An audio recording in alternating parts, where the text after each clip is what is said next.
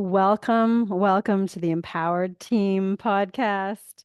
This one's going to be a little bit different. I want to share with you my favorite breathing technique right now, as it has given me so much relaxation. It has given me so much peace. It has given me a greater and deeper and faster connection to my nervous system and my body. And it has been really powerful. So I want to share this with you today. And I'm sitting, if you're listening to this and you don't see the YouTube video, I'm sitting in a chair, I'm comfortable, I'm alone, and that is a scenario I'd often be in order to do this breathing technique. And a lot of the time I'm lying down. So I might be lying down for a meditation. I might be going to sleep at night. And I will, so many times when I do this breathing technique, I'll be lying down. I find it easier for me to do lying down than I do sitting up. But I do want to show it to you sitting up because I invite you to use this breathing technique when you feel like you can't breathe. That's what's happened to me for quite some time with the illness that I've been healing, where my nervous system was so uh, on fire. My nervous system was so triggered or engaged that I couldn't yawn, I couldn't take a deep breath. So it'd be like being startled almost all of the time. And that's what I was experiencing for many months when I was going through the Graves' illness.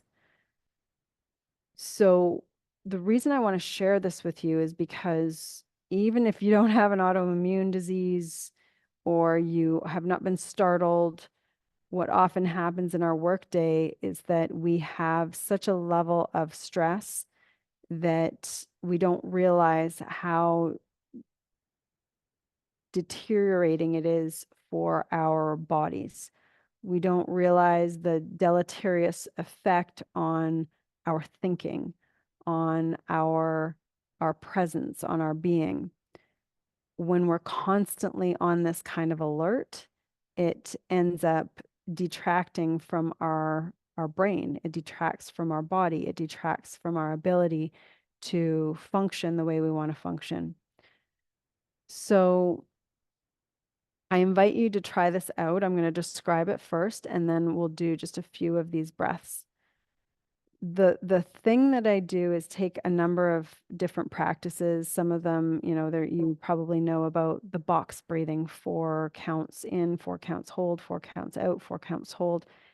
There are elements like that, but I've found what works for me to really focus on my parasympathetic nervous system and to calm my sympathetic nervous system and to make a change. I can literally see the metrics when I'm doing this, make a change in my heart rate and a change in my heart rate variability.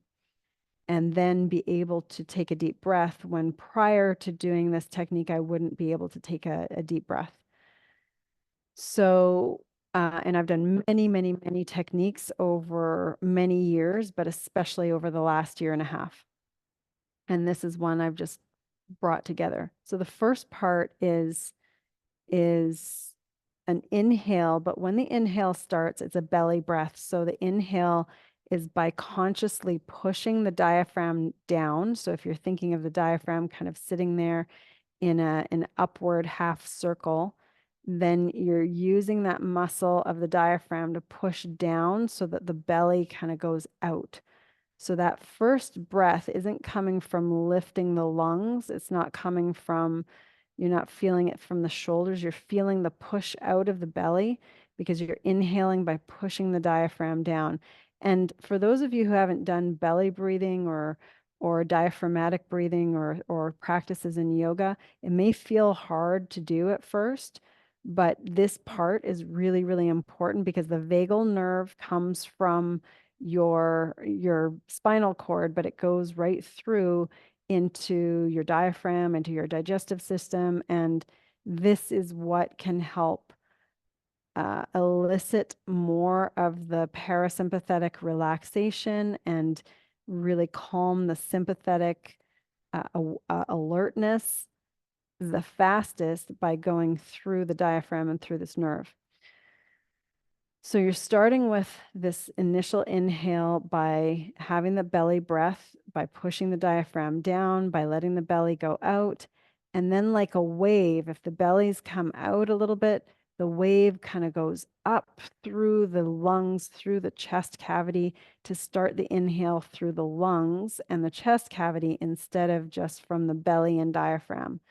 So the initial wave is that belly kind of sticking out a little bit, and then that wave goes through the chest cavity, and now the ribs are expanding and the lungs are expanding until you think you've brought in as much air as you possibly can. And that might take maybe 3 seconds, just really pulling in all that air. And when you think you have all the air you can, I want you to think about finding that top part of the lung. The top part of the lung is literally just near your trap, between your trap muscle and your collarbone. And that top part of the lung where those little scalene muscles are, they're between that collarbone and the trap. That's where I want you to think about getting the tiniest sip of air to get that top part of the lung to inflate everything in the lung, both lungs.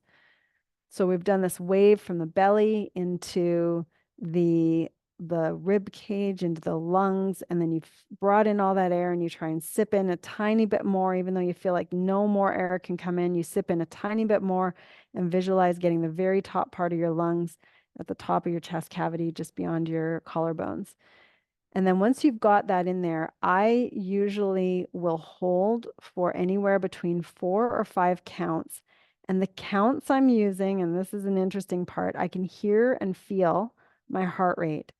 So if I can hear or feel the beats of my heart, then I'm counting 4 or 5 of those. If my heart rate's a little slower, I'll count 4. If my heart rate's a little faster, I'll count 5. And I'll count 4 or 5 of those and holding that inhaled breath. And then I will slowly, slowly release. And I'll do so in either one of 2 ways, either an Ujjayi breathing, which is kind of a throaty resistance, like a, or through like a straw through my mouth. So it's very slow. And the feeling to me of that slow exhale, which is very, very long, the feeling to me is like melting. I will feel my body just melt. It'll all be relaxing. I can see it in my mind's eye. I can feel my body just relaxing all the way from my head and my neck and through my shoulders and through the rest of my body. I can just feel the heaviness happening of releasing all of that air and also releasing tension at the same time.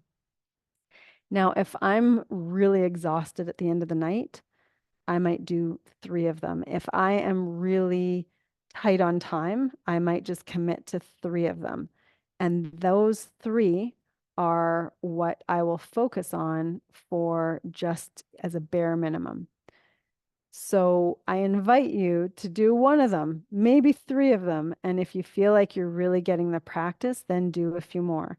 So we're going to try this on. I'll do a couple with you, and you can institute this at any time in your day. You can use this at a lunchtime, a lunch break. You can do it while you're driving, although just make sure you're keeping your eyes open, but it can be something that just relaxes you. Make sure if you're driving or something, you're not tired, because it will activate your relaxed part of your nervous system.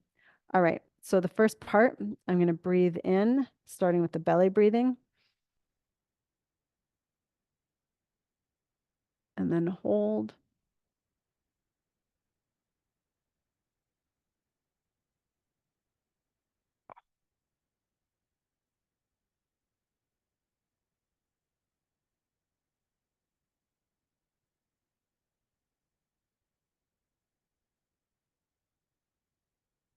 And to get that final little bit of an exhale out, I will usually finish with a contraction of my stomach to push on the diaphragm, to push out any of the last air that was in. So that would be the final. I let the lungs and everything else just relax and slowly releasing it through my mouth.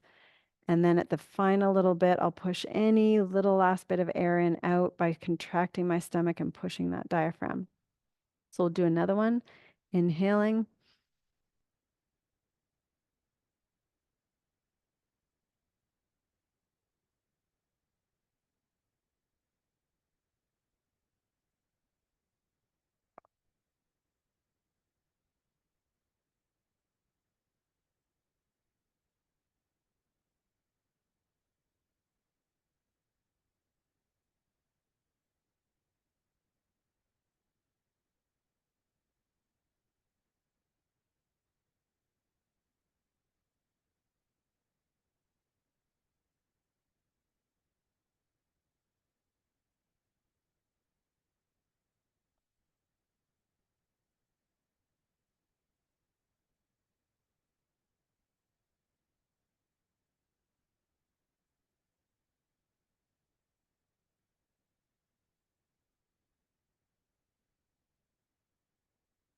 And once I've done a minimum of 3, I will just breathe normally.